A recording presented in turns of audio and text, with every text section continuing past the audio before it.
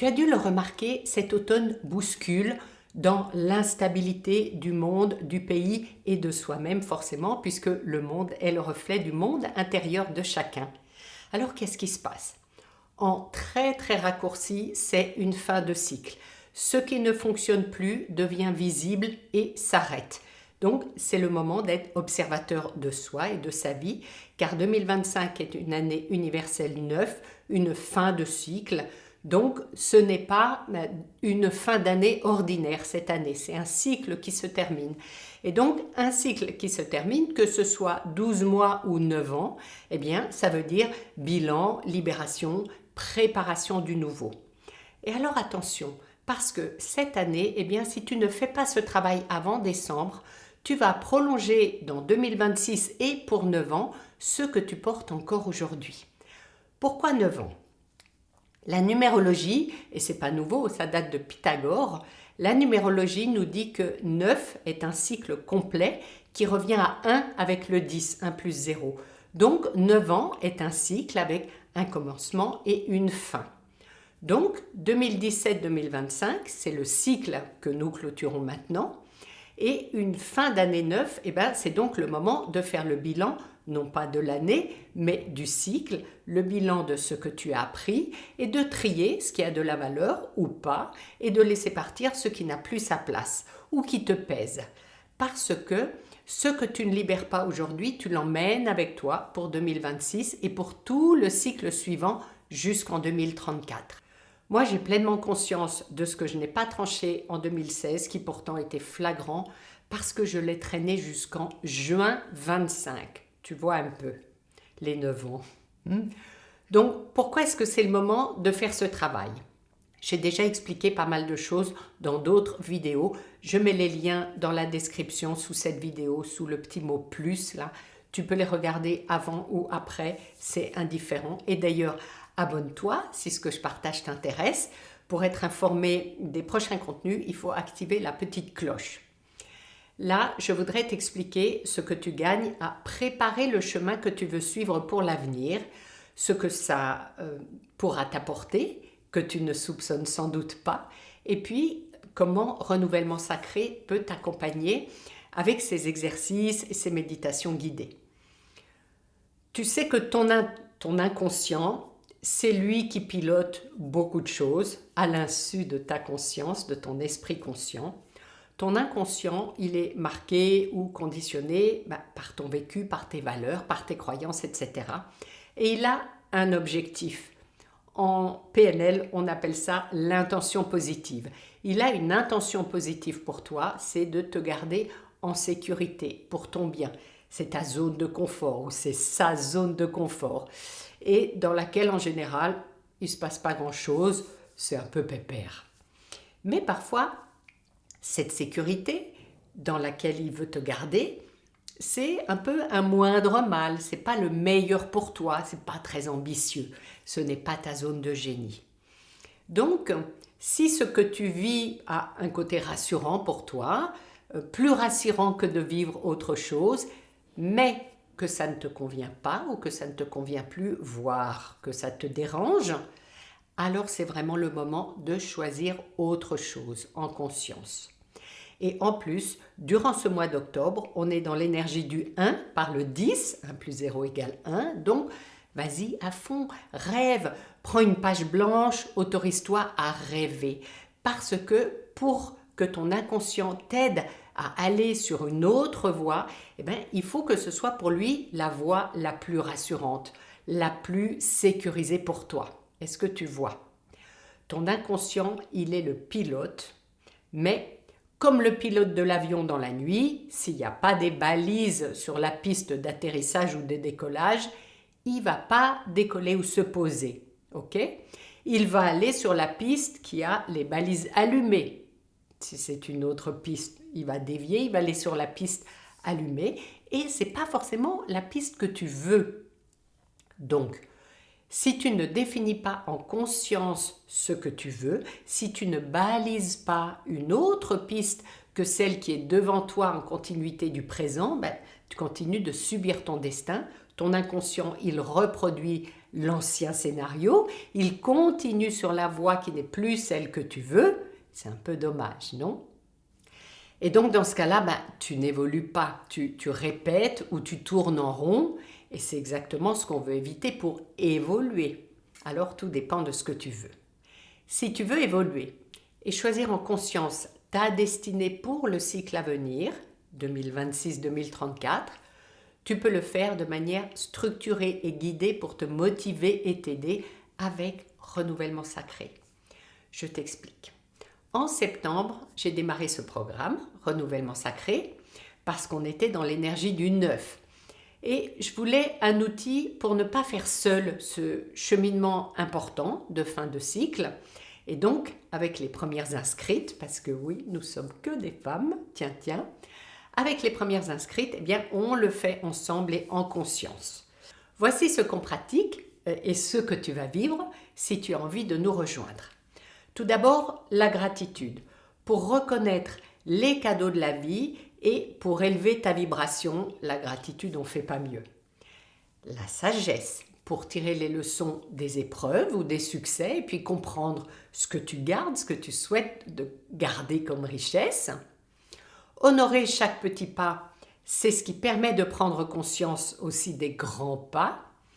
Et puis la libération, c'est important pour déposer ce qui est lourd ou ce qui touche à sa fin, pour couper avec ce qui t'alourdit ou ce qui te freine. Et puis honorer tout le cycle aussi. Regarde tout ce que tu as accompli depuis 2017. C'est important de regarder le cycle dans son ensemble, tout le chemin parcouru. Et c'est maintenant qu'on ouvre une page blanche pour l'avenir. Plus qu'une page blanche d'ailleurs, en fait c'est un nouveau livre. C'est un nouveau livre que tu commences symboliquement sur une page blanche. Donc Renouvellement Sacré, c'est un fil conducteur avec des thèmes de déploiement de conscience, des invitations à un travail personnel, avec chaque fois une méditation pour l'activer. Des méditations énergétiques sur la musique vibratoire de Jordan Serry. Tiens, je vais insérer des témoignages ici du vécu de ces méditations sur cette musique magnifique de Jordan Serry. Et puis, je vais reprendre après.